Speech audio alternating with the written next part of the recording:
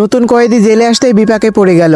ভিতরে ঢুকতেই তার উপর চোখ পড়লো জেলে থাকা গ্যাংস্টার মহিলার। তখন জেমিন এগিয়ে এসে মেয়েটিকে অসভ্যভাবে ছোঁয়ার চেষ্টা করলো। তখন মেয়েটা দেরি না করে হাতে থাকা গ্লাস দিয়ে তাকে ছুড়ে মারে। নতুন মেয়েটির এমন সাহস দেখে জেমিন ক্ষিপ্ত হয়ে যায় আর তার উপর শুরু হয় চরম নির্যাতন। কিন্তু মেয়েটিও কারো থেকে কম যায় না আর সরাসরি জেমিনের উরুতে কামড় বসিয়ে দেয়। এরপর একটি ব্রাশ নিয়ে তার গলায় চেপে ধরে হুমকি দেয়, যদি কেউ এক পা এগো তাহলে অনেক খারাপ হয়ে যাবে। এমন দৃশ্য দেখে হতবাক হয়ে যায় জেলের আসল বস আর তাকে অফার দেয় জেলের নতুন লিডার হওয়ার। মেয়েটি হাঁটু গেড়ে বসে সেটি গ্রহণ করে। এরপর শুরু হলো কঠিন প্রশিক্ষণ, প্রতি রাতে 1000 পুশ আপ আর দিনে গাছের উপর 1000 ঘুষি মেরে অনুশীলন করা। আর মাত্র 1 মাসের মধ্যে সে উঠলো ড্রাগন স্ট্রাইক। শক্তি পরীক্ষার জন্য সবাইকে মাঠে নামানো হলো, কিন্তু 50 জন মিলেও তার সামনে দাঁড়াতে পারলো না। তখন লিডারের বুদ্ধিতে মেয়েটিকে বাইরে বের করা হয় আর তাকে নিতে এলো সেই লিডারেরই ছেলে।